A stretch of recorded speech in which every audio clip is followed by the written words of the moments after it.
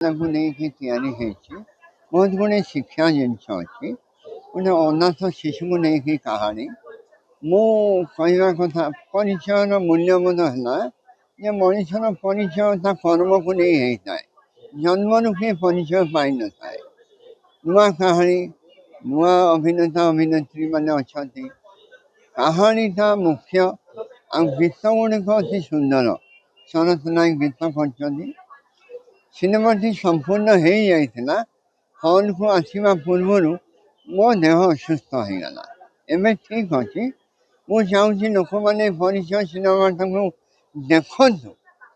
ଦେଖିଲା ପରେ ମୋର ଗୋଟେ ନୂଆ ପରିଚୟ ସୃଷ୍ଟି ହେବ। ଆମ ଓଡ଼ିଆ ସିନେମାରେ ବି ଗୋଟେ ନୂଆ ପରିଚୟ ଅଧ୍ୟାୟ ଆରମ୍ଭ ହେଇଯିବ। ନୂଆ କାହାଣୀ ଆଉ ଶିକ୍ଷଣୀୟ ଆଉ ପାରିବାରିକ ସମସ୍ତେ ଦେଖିପାରିବେ। ଆଉ ଲାଙ୍ଗୁଏଜ୍ ବି କେଉଁଠି ଡିଫଲ୍ଟ ନାହିଁ। ଅସଭ୍ୟ କଥା ନାହିଁ। ଅସଭ୍ୟତାକୁ ମୁଁ ପସନ୍ଦ ବି କରେନି। ଆଉ ମୋ ଅନୁରୋଧ ଆପଣମାନେ 22 ତାରିଖ ମେ 22ରେ ଆପଣମାନଙ୍କ ପ୍ରିୟ ହଲ୍ମାନଙ୍କୁ ଯାଆନ୍ତୁ।